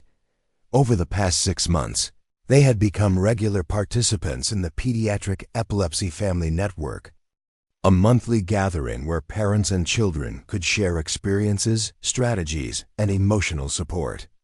The group had become a lifeline for Mrs. Martinez, who had finally found other parents who understood the unique challenges of raising children with seizure disorders. Marcus quickly typed back asking for more details, but Sophia's response was cryptic. "Can't explain over text. Mom is really upset. Can we meet somewhere private?" The urgency in her messages activated every protective instinct Marcus possessed. He had watched the Martinez family transform over the months, seen Mrs. Martinez evolve from a frustrated, frightened parent into an informed advocate for her daughter. The idea that something had threatened that progress filled him with dread. When Emma emerged from her appointment, Marcus quickly explained the situation while they drove toward the Martinez apartment. Emma's immediate concern was for Sophia's well-being, but she also asked perceptive questions about what could have gone wrong with the support group that had been so beneficial for their friends. "Maybe someone said something mean about seizures?" Emma suggested. "Sometimes people think they're being helpful, but they actually make things worse by saying the wrong things." Her observation proved to be more accurate than Marcus had anticipated. When they arrived at the apartment, they found Mrs. Martinez pacing in the kitchen, while Sophia sat at the table looking devastated. The atmosphere was thick with tension and disappointment, reminiscent of the early days when seizures had been a source of conflict rather than a challenge to be managed together. "Thank you for coming," Mrs. Martinez said, her voice tight with emotion. "I don't know who else to talk to about this. What happened at the support group tonight? It's made me question everything we've been doing." Sophia looked up with eyes that were red from crying. "There was this new family at the meeting.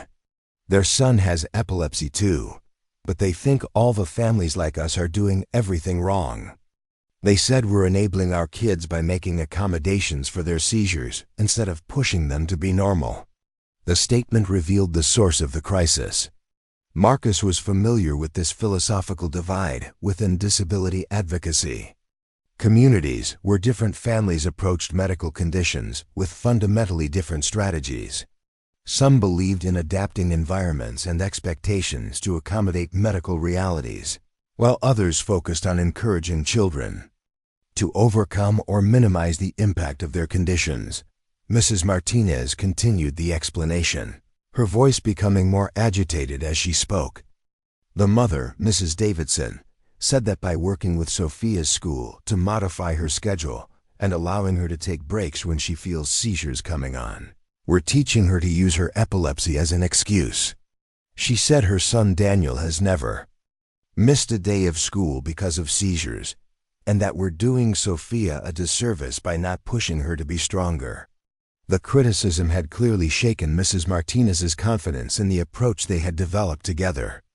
After months of learning to balance support with independence, validation with challenge, she was now second-guessing decisions that had led to measurable improvements in Sophia's quality of life and academic performance. Emma, who had been listening with increasing indignation, spoke up with characteristic directness. "That lady doesn't know Sophia or what works for her. Just because something works for her son doesn't mean it's right for everyone. That's like saying all kids with spina bifida should do exactly the same things I do, even if their bodies are different." Her comparison highlighted the fundamental flaw in Mrs. Davidson's reasoning. Medical conditions affected individuals differently, and effective management strategies needed to be tailored to each person's specific needs, circumstances, and goals rather than following rigid, one-size-fits-all approaches. Marcus recognized that this challenge went beyond simple disagreement about parenting strategies.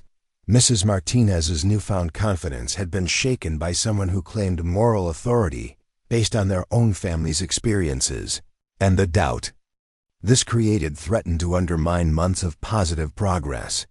"Mrs. Martinez," Marcus said carefully, "can you tell me about Daniel's seizures? How often does he have them, and what type of epilepsy does he have?" The question was designed to help Mrs. Martinez recognize that the Davidson family situation might not be comparable to Sophia's, but her response revealed how deeply the criticism had affected her. Mrs. Davidson said Daniel has absence seizures, and they're well controlled with medication. He's been seizure-free for over a year. This information provided crucial context that Mrs. Martinez hadn't initially considered in her emotional response to the criticism. Absence seizures, while still serious, were dramatically different from the tonic-clonic seizures that Sophia experienced. They lasted only seconds, didn't involve convulsions or loss of motor control, and were often barely noticeable to observers. Comparing Daniel's ability to maintain perfect school attendance to Sophia's need for accommodations was like comparing management strategies for entirely different medical conditions. Sophia had been following this conversation with growing understanding, and now she voiced the conclusion that was becoming clear to everyone. "So Mrs. Davidson was comparing my seizures, which make me fall down and convulse for several minutes, to her son's seizures, which just make him stare blankly for a few seconds." Marcus nodded, relieved that Sophia was beginning to see the illogical nature of the comparison. "Exactly. It's like saying that someone who needs glasses should be able to see perfectly because someone else with different vision problems can see well with contact lenses." Despite this logical explanation, Mrs. Martinez remained visibly shaken by the encounter. "But what if she's right about some things?" she asked. "What if I have been making things too easy for Sophia? What if she could be doing more if I pushed her harder?" The questions reflected the self-doubt that many parents experienced when raising children with medical conditions. The balance between support and challenge, accommodation and expectation, was always delicate, and criticism from other parents could trigger fears about making the wrong choices that would limit their children's potential. Emma wheeled her chair closer to Mrs. Martinez and looked up at her with the serious expression she wore when addressing important adult concerns. "Mrs. Martinez, before you met my dad, were you helping Sophia or making her feel bad about having seizures?" The blunt question forced Mrs. Martinez to confront the reality of how dramatically her approach had changed. Before connecting with Marcus and Emma, her responses to Sophia's seizures had been characterized by blame, frustration, and denial. The accommodations and support strategies she was now questioning had coincided with significant improvements in Sophia's self-confidence, academic performance, and overall well-being. "I was making her feel bad," Mrs. Martinez admitted quietly. "I was making everything worse because I didn't understand." Emma nodded approvingly. "And now Sophia is doing better in school, she has friends, and she doesn't hate having seizures as much, right? So why would you want to go back to the way things were before just because some lady thinks her way is better?" The 8-year-old's reasoning was simple but profound, cutting through the complexity of competing philosophies to focus on practical outcomes. The approach the Martinez family had developed was working for them, producing measurable improvements in multiple areas of Sophia's life. Mrs. Davidson's criticism, while perhaps well-intentioned, was based on a fundamentally different situation and set of challenges. Marcus could see that Mrs. Martinez was beginning to regain perspective, but he also recognized that this crisis had revealed vulnerabilities in her confidence that needed to be addressed more thoroughly. "Mrs. Martinez, would it help to talk to Sophia's neurologist about this?" Dr. Peterson has been treating epilepsy for 20 years, and she could probably provide some professional perspective on different management approaches. The suggestion of consulting with medical authority seemed to reassure Mrs. Martinez, who had developed trust in Dr. Peterson's expertise over the months of improved seizure management. That's a good idea. I think I need to hear from someone who really understands epilepsy that we're not doing the wrong things. Sophia, who had been growing more confident throughout this conversation, suddenly spoke up with a perspective that surprised everyone. "Mom, I think we should invite Mrs. Davidson and Daniel to spend a day with us. Not to argue with them, but so they can see what my seizures are actually like and understand why the accommodations help me." The suggestion was both mature and strategic, reflecting Sophia's developing skills in advocacy and conflict resolution. Rather than simply dismissing Mrs. Davidson's criticism, she was proposing a way to educate her about the realities of different types of epilepsy while also demonstrating the effectiveness of their current approach. Marcus was impressed by Sophia's willingness to make herself vulnerable in order to educate someone who had criticized her family's choices. It suggested a level of confidence and self-advocacy that would serve her well throughout her life, regardless of how her medical condition evolved. Mrs. Martinez looked uncertain about the proposal. "Sophia, are you sure you want to do that? What if you have a seizure in front of them and Mrs. Davidson uses it as proof that her approach is better?" The concern was understandable, but Sophia's response demonstrated remarkable insight into the educational power of direct experience.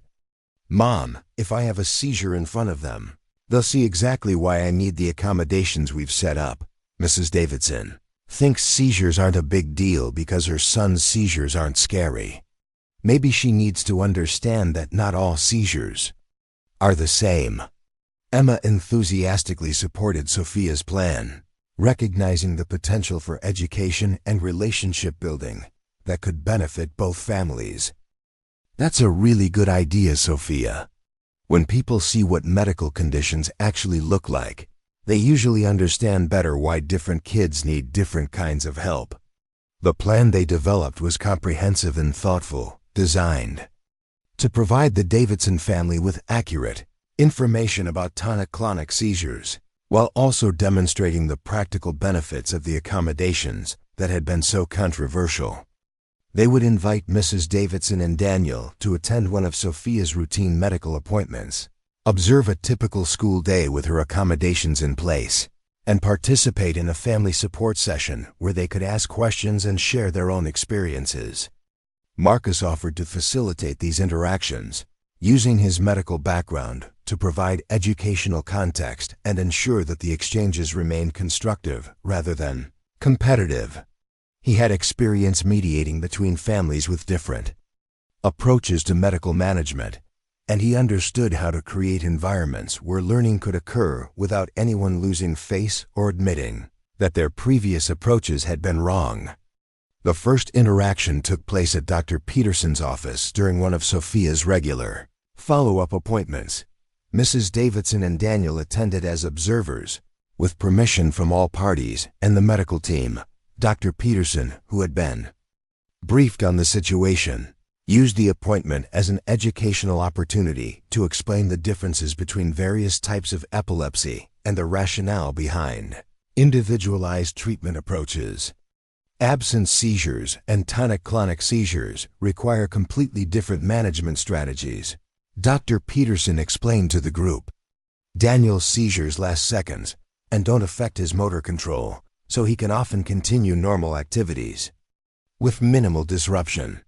Sophia's seizures can last several minutes and require recovery time afterward, so she needs different accommodations to manage them safely. The medical explanation provided the objective foundation that Mrs. Davidson needed to understand why her family's approach wouldn't work for Sophia. Daniel, who had been curious about meeting another teenager with epilepsy, asked thoughtful questions about Sophia's experiences that demonstrated genuine interest in learning rather than judging. The school observation day was equally enlightening. Mrs. Davidson watched as Sophia's teachers seamlessly implemented accommodations that allowed her to participate fully in classroom activities while having access to support when she needed it. She saw how Sophia's friends responded naturally to her medical needs without treating her as fragile or different, and she observed the confidence with which Sophia advocated for herself when she felt a seizure aura beginning. Most importantly, Mrs. Davidson witnessed a mild seizure during the lunch period, seeing firsthand the dramatic difference between Sophia's tonic-clonic episode and Daniel's brief absent seizures. The experience was educational rather than traumatic because Sophia's support system functioned smoothly, with teachers and friends responding appropriately while maintaining Sophia's dignity and ensuring her safety. "I had no idea," Mrs. Davidson said quietly as they watched Sophia recover from the seizure with the help of the school nurse and her friends. "Daniel's seizures look nothing like that. I can see why she needs different kinds of support." The acknowledgement represented a breakthrough in understanding that allowed both families to move beyond their initial conflict, toward mutual respect and shared learning. Mrs. Davidson's criticism had been based on incomplete information and assumptions, rather than malicious intent, and direct observation had provided the context she needed to appreciate different approaches to epilepsy management. Daniel and Sophia developed a friendship based on their shared experiences with epilepsy. Despite the differences in their specific conditions, they created a peer support network that expanded to include other teenagers with various neurological conditions, providing each other with understanding and encouragement that was different from what adults could offer.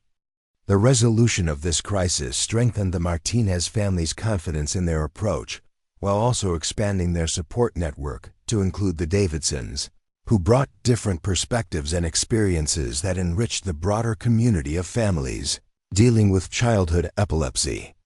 However, the experience also revealed to Marcus the fragility of the progress they had made and the ongoing challenges facing families navigating complex medical conditions without adequate institutional support. Mrs. Martinez's confidence had been shaken by a single critical encounter, suggesting that her transformation, while genuine, was still vulnerable to external pressures and self-doubt. This realization prompted Marcus to consider how individual success stories, like the Martinez family's transformation, could be scaled up to create more robust support systems for other families facing similar challenges. The informal network they had created was valuable but limited in scope and sustainability. Emma, observing her father's thoughtful mood after the successful resolution of the Davidson crisis, asked him a question that crystallized his growing concerns. "Dad, what happens to families like Sophia's who don't have someone like us to help them? Are there lots of kids whose parents don't know how to handle their medical conditions?" The question highlighted the broader systemic issues that individual relationships and informal support networks couldn't fully address. While Marcus's intervention had made a significant difference for the Martinez family, countless other families were struggling with similar challenges without access to knowledgeable support or appropriate resources.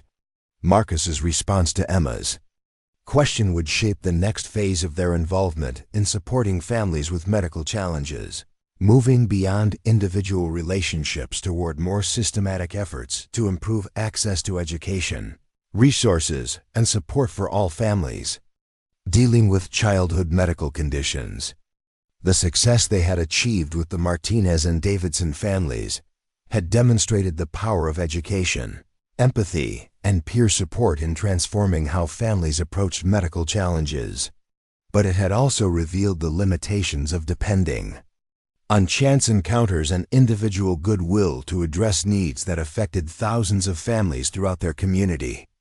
The stage was set for a new chapter in their advocacy efforts, one that would test whether the bonds they had formed and the lessons they had learned could contribute to lasting changes in how society supported families navigating the complex world of childhood medical conditions. The personal had become political, and the individual transformation they had witnessed was about to expand into something much larger and more ambitious than any of them had initially imagined. 2 years after that first urgent phone call from Sophia, Marcus stood in the auditorium of the regional medical center, watching his daughter address an audience of 300 healthcare professionals, educators, and family advocates. Emma, now 10 years old, spoke with the poise of someone who had learned to transform personal experience into public education, her voice carrying clearly through the microphone as she explained what it meant to grow up with a medical condition in a world that often misunderstood difference. "When I was younger, I used to think that having spina bifida made me broken," Emma told the audience, her wheelchair positioned confidently at the center of the stage. "But then I met my friend Sophia, who has epilepsy, and we realized that we weren't broken at all. We just needed people to understand how to include us and support us in ways that worked for our bodies and our lives." The presentation was part of the inaugural conference of the Children's Medical Advocacy Network, an organization that had grown from the informal support efforts Marcus, Emma, Sophia, and Mrs. Martinez had developed together. What had begun as individual relationships and emergency responses had evolved into a comprehensive program that trained healthcare workers, educated school personnel, and connected families dealing with childhood medical conditions. Sophia, now 18 and preparing for college, sat in the front row wearing the navy blue jacket of a certified peer counselor. Her transformation from the frightened teenager who had seized in a mall food court to a confident young woman who helped other families navigate medical challenges seemed almost miraculous to those who had witnessed her journey. Beside her, Mrs. Martinez dabbed at her eyes with a tissue, pride radiating from her face as she watched the girls she had come to consider daughters speak about resilience and community support. The network had been born from Emma's persistent questions about systemic change and Marcus's growing recognition that individual interventions, while powerful, needed institutional backing to create lasting impact. Dr. Valdez had become the medical director, lending her professional credibility to what might otherwise have been dismissed as well-meaning but amateur efforts. Mrs. Patterson, the school nurse who had first recognized Sophia's need for better family support, served as the education coordinator, developing training programs for school personnel across the district. Even Mrs. Davidson had found a role in the organization, using her initial resistance to accommodation strategies as a teaching tool for helping other parents recognize that different approaches worked for different families. Her son Daniel had become one of the network's most effective peer educators, able to reach teenagers who might resist adult guidance, but were willing to listen to someone closer to their own age. "The most important thing we've learned," Emma continued from the stage, "is that helping people with medical conditions isn't about being heroes or fixing problems. It's about listening, learning, and making sure everyone feels like they belong." Her words reflected the philosophy that had guided the network's development, emphasizing collaboration over charity, empowerment over pity, and systemic change over individual rescue efforts. The organization had deliberately avoided the traditional medical model that positioned families as passive recipients of professional expertise, instead creating frameworks where families became advocates, educators, and leaders in their own communities. Marcus watched from the wings, remembering the afternoon 2 years earlier when Emma had asked her penetrating question about what happened to families without support. The answer had led them on a journey that transformed not only their own lives, but the lives of hundreds of other families who had connected through the network's programs and resources. The network's impact extended far beyond emotional support and education. Working with local legislators and advocacy organizations, they had successfully lobbied for policy changes that improved workplace protections for parents, dealing with family medical emergencies, expanded funding for school health programs, and created legal frameworks that protected students with medical conditions from discrimination and inadequate accommodations. Sophia had been instrumental in the legislative advocacy efforts, testifying before state committees about the real-world impact of policy decisions on teenagers with epilepsy. Her articulate presentations had helped lawmakers understand that appropriate accommodations weren't special favors, but necessary supports that enabled young people with medical conditions to contribute fully to their communities. When I first started having seizures in public, Sophia had told one legislative committee, I felt ashamed and isolated because nobody understood what was happening to me or how to help. But when I found people who took the time to learn about epilepsy and figure out how to support me, everything changed. I went from being a problem to be managed to being a person with potential to be developed. The network's peer education programs had been implemented in over 50 schools across the region, reaching thousands of students with presentations about medical conditions, disability awareness, and inclusive community building. The programs were always led by young people with direct experience of medical challenges, ensuring that the education was authentic and relatable rather than theoretical or condescending. Emma and Sophia had become the most requested presentation team, their friendship and complementary perspectives, providing powerful examples of how medical conditions could be integrated into normal social relationships without drama or special treatment. They addressed questions with honesty and humor, demystifying medical equipment, explaining seizure response procedures, and demonstrating that friendship was based on character and interests rather than physical capabilities. The success of their educational efforts had attracted attention from national medical and advocacy organizations, leading to invitations to speak at conferences and consult on program development in other regions. Emma had been featured in a pediatric nursing journal article about patient advocacy, while Sophia had been recognized by the Epilepsy Foundation for her work in reducing stigma and improving understanding of seizure disorders among teenagers. Dr. Valdez approached Marcus as Emma concluded her presentation to sustained applause. "You know," she said quietly, "when I first saw you helping that teenager in our emergency department, I thought it was just a nice example of someone using their medical training to help a stranger. I never imagined it would lead to all of this." Marcus smiled, watching Emma navigate her wheelchair off the stage with the confidence of someone who had found her calling early in life. "I don't think any of us could have predicted this outcome. We were just responding to immediate needs and trying to help people feel less alone."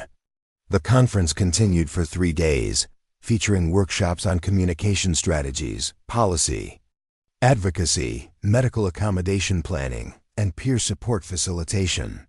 Families traveled from across the state to participate, many of them having heard about the network through social media, medical referrals, or word-of-mouth recommendations from other parents.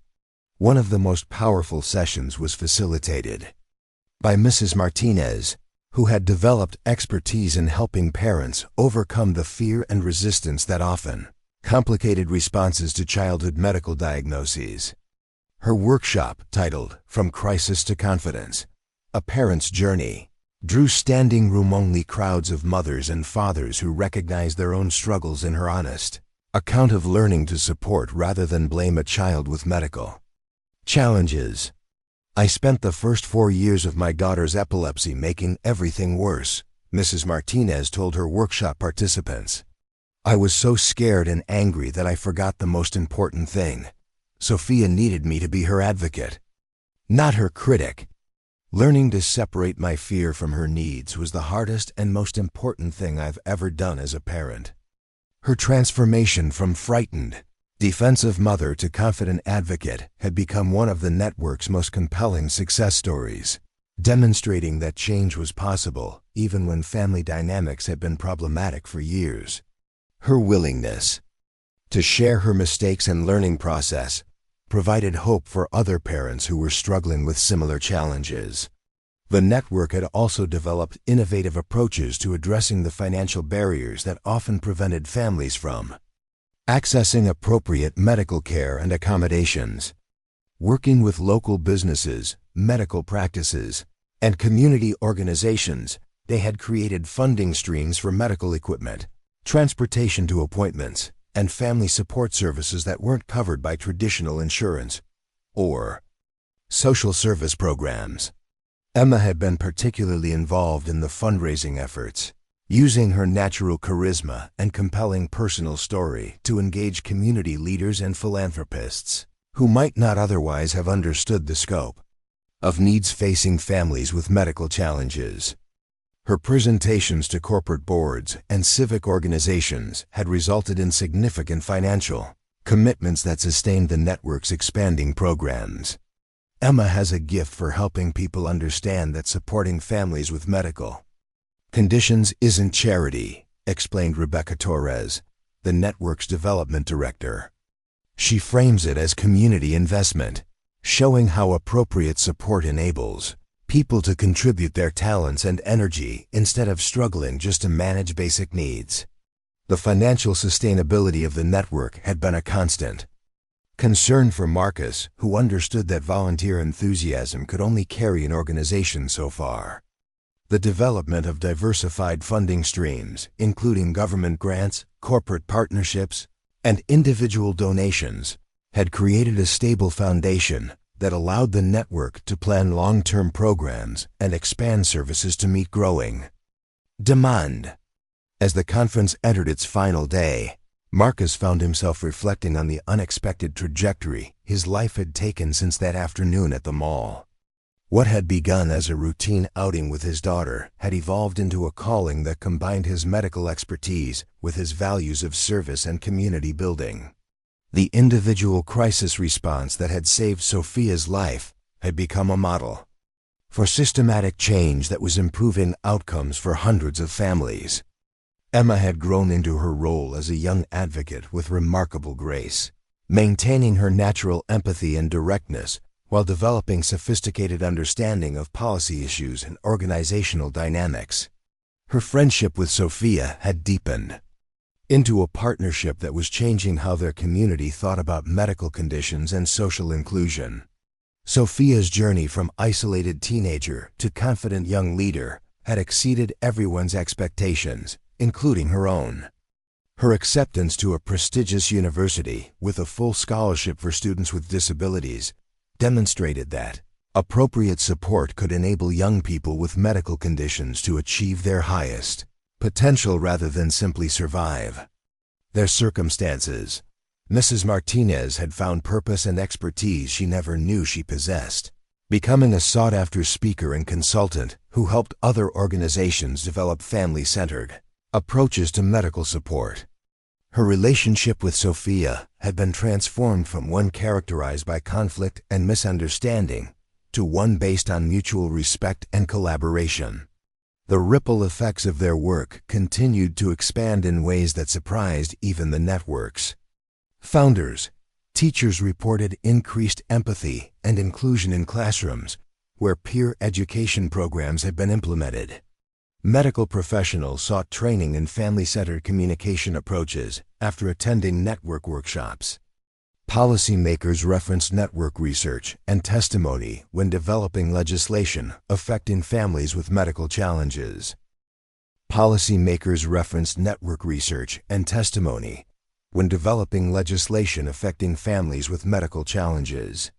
On the conference's closing evening, the network hosted a celebration dinner that brought together families, professionals, and community leaders who had contributed to the organization's success. Emma and Sophia were recognized as the network's founding peer advocates, receiving awards that acknowledged their role in transforming a personal crisis into a community resource. As Emma accepted her award, she spoke about the lessons she had learned through their advocacy work and the future she envisioned for young people with medical conditions. 2 years ago, when we helped Sophia at the mall, I thought we were just doing what anyone would do for someone who needed help, she sighed. But I've learned that what seems obvious to us isn't always obvious to other people, and that's why we need to keep teaching and sharing our experiences. Her speech concluded with a challenge to the audience that reflected the network's ongoing commitment to expansion and improvement. We've shown that families with medical conditions can be teachers and leaders, not just people who need help. Now we need to make sure every family has access to the support and understanding we've been lucky enough to find. The applause that Followed Emma's remarks reflected not just appreciation for her words, but recognition of the remarkable transformation that had occurred since a young nurse had knelt beside a seizing teenager in a mall food court. The crisis that had brought them together had become the foundation for a movement that was changing lives throughout their region and inspiring similar efforts in other communities. As the evening concluded and families began to head home, Marcus helped Emma pack up the materials from their presentation booth while Sophia and Mrs. Martinez said goodbye to the many people they had met during the conference. The scene felt like both an ending and a beginning, marking the achievement of goals they had set while opening doors to possibilities they were just beginning to imagine. The mall where their story had begun was visible from the conference center's windows, its familiar outline a reminder of how far they had all traveled from that moment of crisis and connection. What had started with an emergency had become a legacy, demonstrating that the most profound changes often began with the simple decision to help someone in need and the willingness to let that help grow into something larger than anyone had originally envisioned.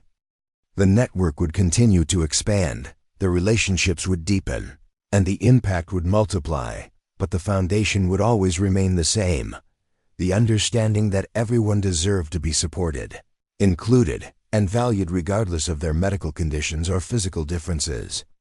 In transforming their response to one teenager's seizure into a comprehensive support system for hundreds of families, they had proven that individual compassion could become collective action, and that crisis could become opportunity when people chose to see beyond immediate problems to long-term possibilities.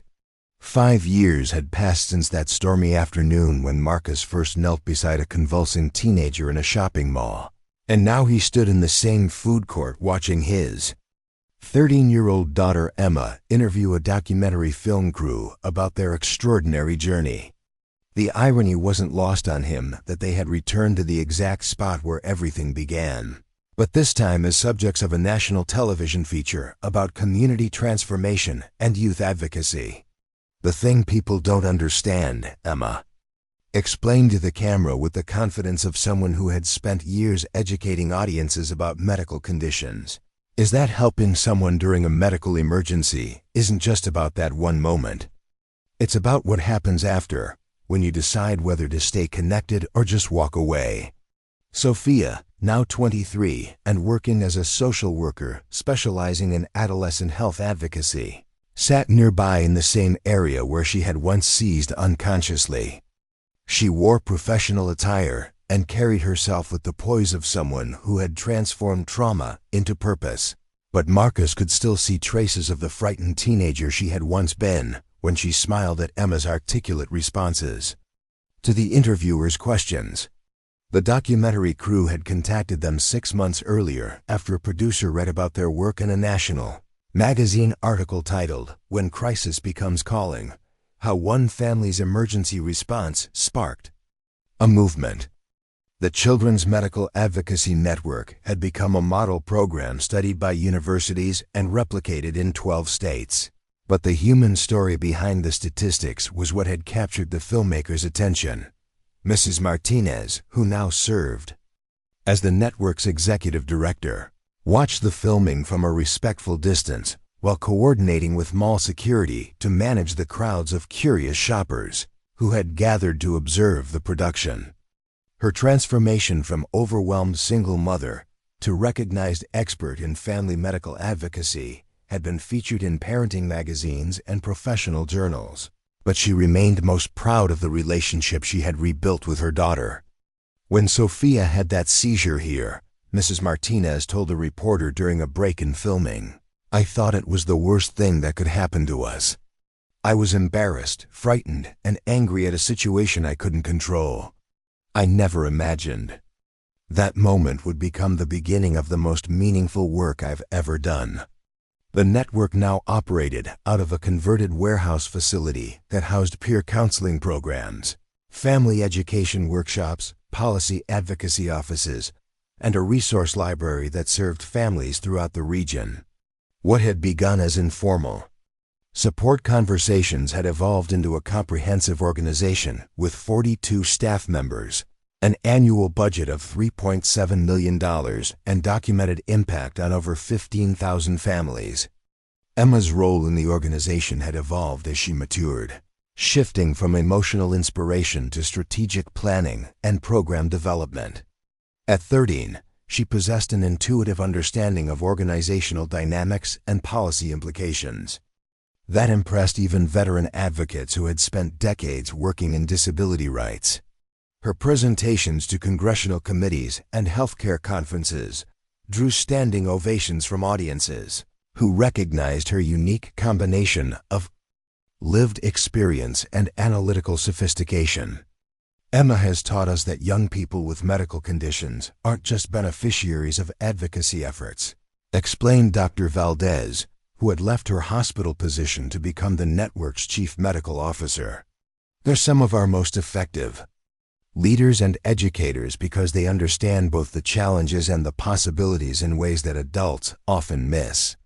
The network's peer education programs had been implemented in over 300 schools across multiple states, reaching approximately 50,000 students annually with presentations about medical conditions, inclusive community building, and emergency response.